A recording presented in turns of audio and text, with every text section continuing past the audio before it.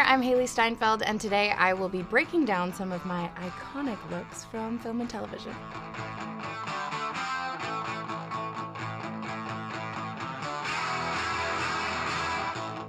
Where it all began, True Grit, 2010. So this was my first film.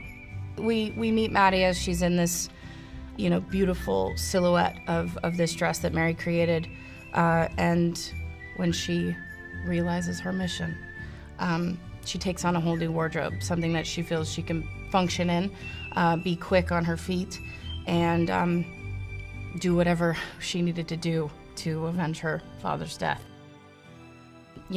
Doing a period piece and sort of being launched into it directly just through the wardrobe alone, putting on that hat, I'll never forget the feeling that gave me.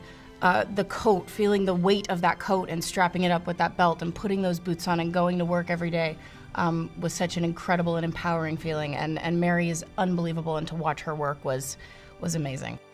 Romeo and Juliet, 2013.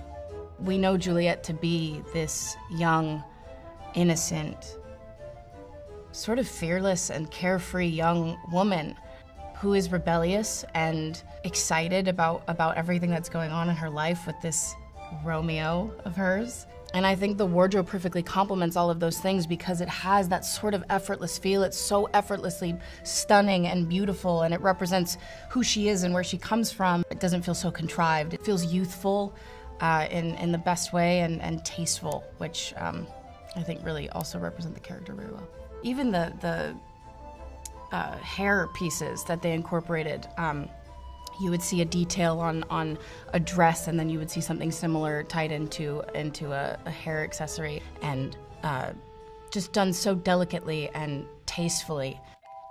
Edge of 17, 2016, Carla Hedlund.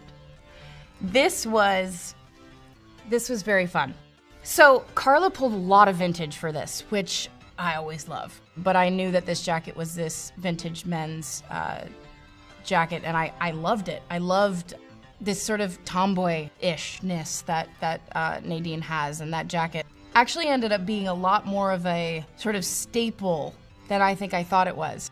It's kooky, and it's different, and it's quirky, and she's wearing platform sneakers with mismatched socks. And there were a couple pieces from my own wardrobe that I wore in this film. I had a shirt that says, "Very busy doing nothing."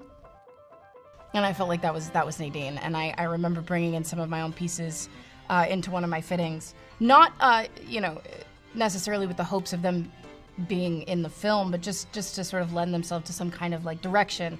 And Carla was so amazing in collaborating with me and helping, me find who she was. But one of my favorite pieces is this Big Lebowski sweatshirt that Nadine wears, because I also feel like that could be one of her favorite movies. Or maybe I'm just biased because it's one of mine. Bumblebee, 2018. Very 80s feeling. A lot of like band tees. Music plays a huge part in this film. Charlie she's a mechanic. She's always getting her hands dirty. She's got her boots on the ground, and she's always going to work. And so it was important that she was in wardrobe that she felt comfortable in. And I think it was exciting for fans of the Transformers films to see this young female character in a different sort of wardrobe than we've seen in the past with these films. And that was fun. That was fun to play into. And the color scheme is a little bit darker. It's a little moodier. I have these sort of shorts under my shorts, which was just kind of like a little Charlie thing. I don't quite remember how that happened. I don't know if that was like, in fittings you're throwing things on, and sometimes you throw something on to see if it fits over something else, and I don't know if it was something like that or if it was intentional. I don't quite remember, but I loved that. It's like a weird, I've never seen that before. Probably wouldn't be mad if I never saw it again, but I like it for Charlie. Dickinson, 2019 to now. Dickinson holds such a special place in my heart. And as an executive producer of this show, I have been far more involved in this project than anything I've ever done previously. Some of my favorite memories on Dickinson are working with Jen, and maybe not even necessarily actively working with her, but hearing her talk about what she has in mind for my character and the other characters. For Emily Dickinson, her iconic white dress that we all know Emily to apparently have lived in. and this incredible red satin dress that has become such a symbolic part of the show.